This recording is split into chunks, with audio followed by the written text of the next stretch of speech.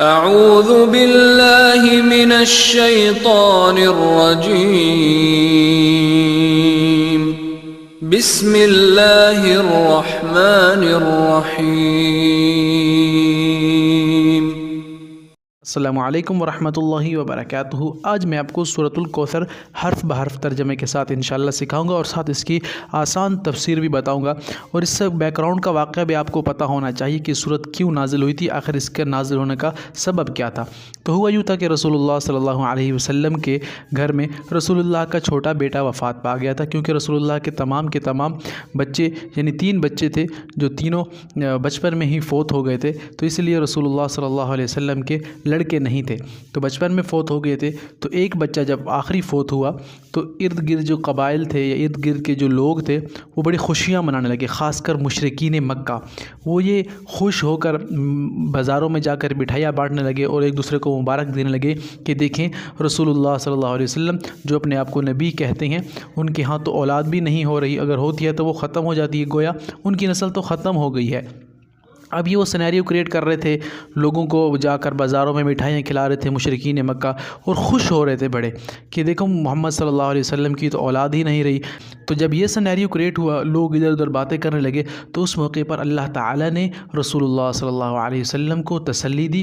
तसल्ली देने के बाद ये सूरत नाज़िल की। फिर रसूलुल्लाह सल्लल्लाहु अलैहि वसल्लम खुश हुए और सहाबा कराम अलैहिस्सलातु वस्सलाम की एक जमात बैठी थी, तो उन्होंने पूछा या रसूलुल्लाह सल्लल्लाहु अलैहि वसल्लम आप इतने खुश नज़र आ रहे हैं। तो रसूलुल्लाह ने फरमाया कि मैं इसलिए खुश हूँ कि आज मुझ पर एक सूरत नाजिल हुई है। वो सूरत क्या थी, वो देखें किस तरह अल्लाह ताला ने मुशरिकीन को और उनकी हठधर्मी को और उनकी खुशी को किस कदर अल्लाह ताला ने ठेस पहुँचाई है, वो इस सूरत में इंशाल्लाह आपको देखने को मिलेगा। बिस्मिल्लाहिर्रहमानिर्रहीम। इन्ना अअतैना कल कौसर। इन्ना का मतलब है बेशक, हमने अअतैना अता की आपको, हमने आपको अता की अल कौसर कौसर।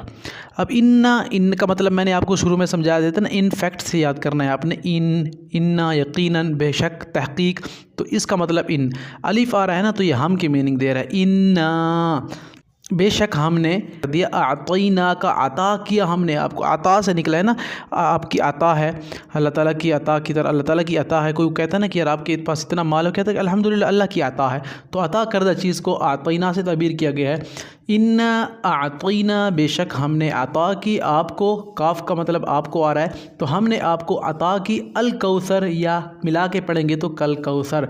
पूरा तर्जमा देखें, इन्ना अतईना कल कौसर, बेशक ए नबी जी सल्लल्लाहु अलैहि वसल्लम हमने आपको हौज़े कौसर अता की।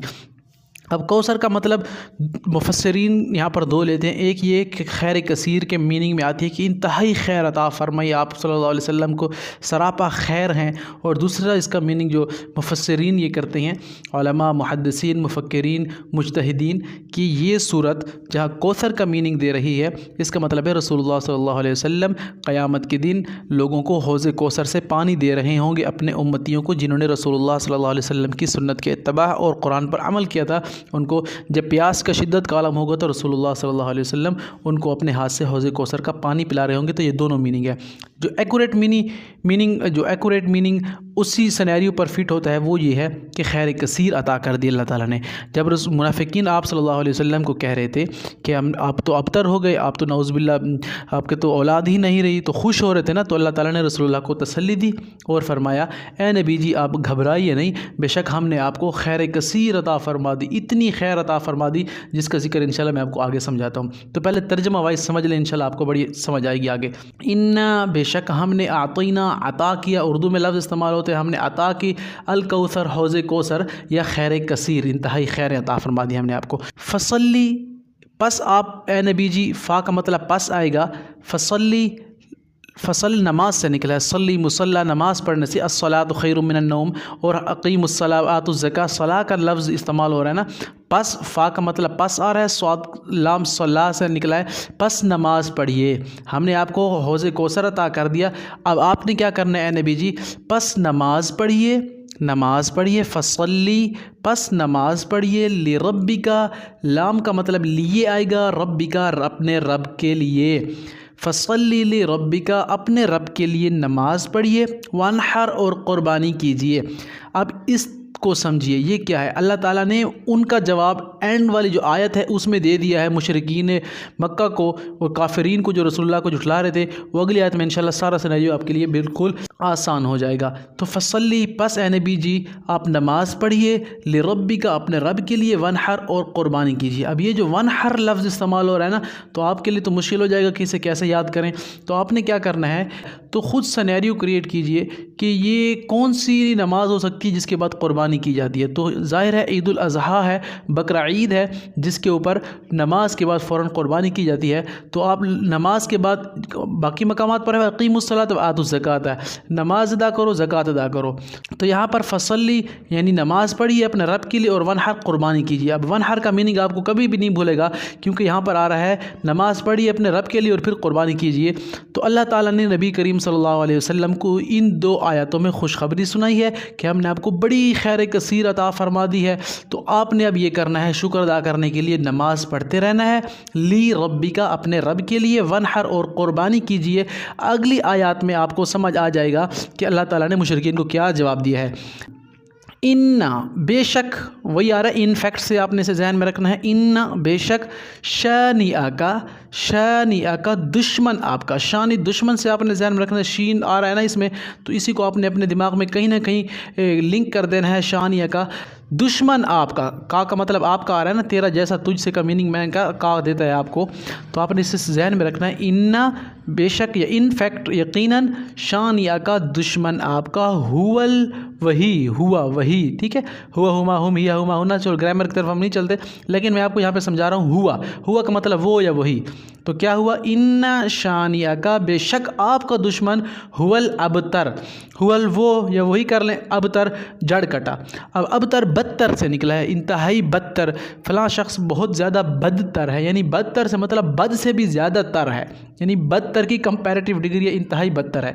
रसूलुल्लाह के दुश्मन तो मुशरिकीन मक्का थे ना, तो अल्लाह ताला ने कह दिया ए नबी जी आप बिल्कुल ना घबराइए, आपका दुश्मन ही दुम कटा और अबतर रहेगा, हुवल अबतर।